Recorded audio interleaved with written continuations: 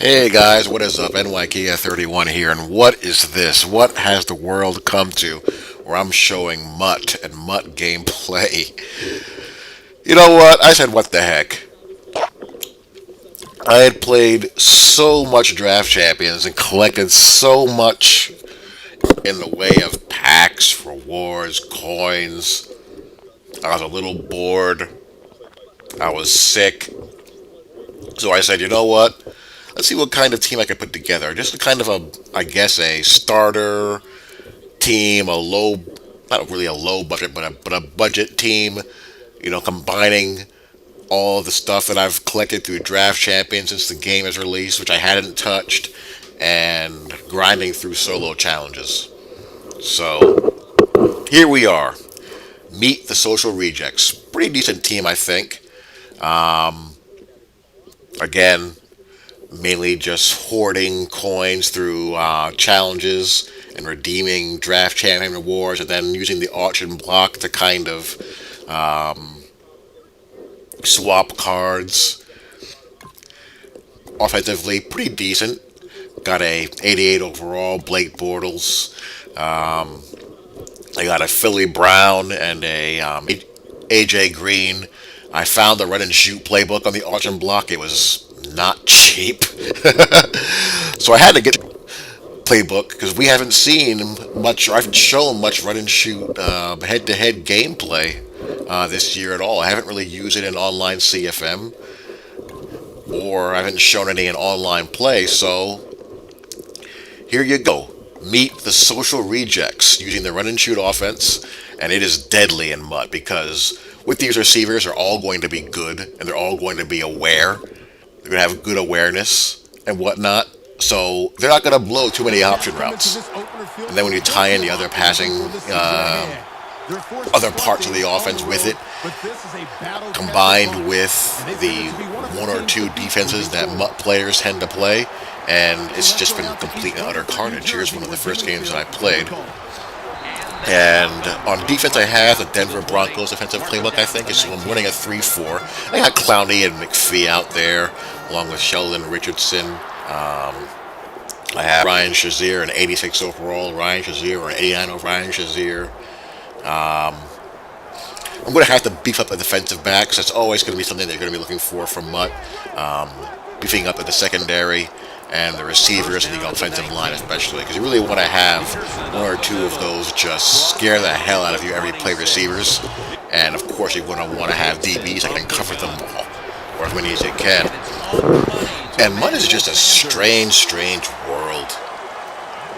Even at the beginning, you're seeing all these stacked teams, and people are shelling out cash for these teams. And what's even more, as you see Philly Brown go downtown, Philly Brown taking it to the house. What's even more perplexing to me is that you have people who have clearly spent money to stack their teams up and do so to suck. That's what boggles my mind.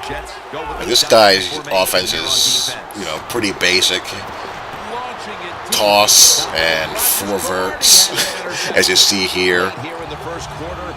When his tosses get stuffed, he goes into four verts chuck mode, wants to hit that tight end, dragging across the field deep like everyone likes. And if he's not there, well, sometimes, a bad player is going to force it. And sometimes, a not so bad player will force it. Anyway, as you see AJ Green there, go up for the ball. So, pretty simple stuff so far. Here we dial up the old 60 go route. The flat seam, he's playing cover 2 sink. And I'm just laughing at him and just dinking right off of to the flat. Got Jason Witten at tight end. And I'll let him do his thing. Run some AP. So I think it's going to be a pretty easy affair unless I do something to screw it up. I mean, I'm just kind of reading what he comes out in, then going from there, not trying to get greedy. And here's just a simple flood, and nothing's open. And this Blake Bortles card has got like 80 speed, so I take off. But of course, I don't slide, and I fumble and he gets it back. So this allows him the opportunity to get something fluky. And, we all know it's going to be coming. I'm expecting tosses in chuck mode here, but he actually goes up the middle and gains a couple of yards. Look at him busting out some exoticness. That's about as exotic as he gets.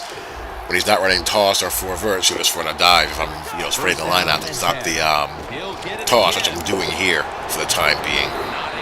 But eventually he's going to go back to his nature. He's just going to be going no huddle. Just not very creative here at all. I mean, I'll decide to clamp down on that when I want to. And there's the four verse. He wants a tight end seam. It's not there, so he freaks out. He rolls out wide.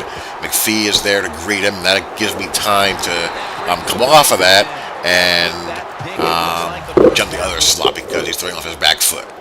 So he's not very long for this life. Not looking very good for him. And I guess I'll pop these games up from time to time until I just get bored of it, really. If I get bored of playing this mode, I'll just stop playing it. But, I like to see what kind of little team I can put together and run through. And I don't go for the highest overall players and I can get at every position. I basically just go for guys who I like, who I'm a fan of, and who interest me. I get sacked there, so I didn't score to end the half. And he's back on offense, and he goes toss there.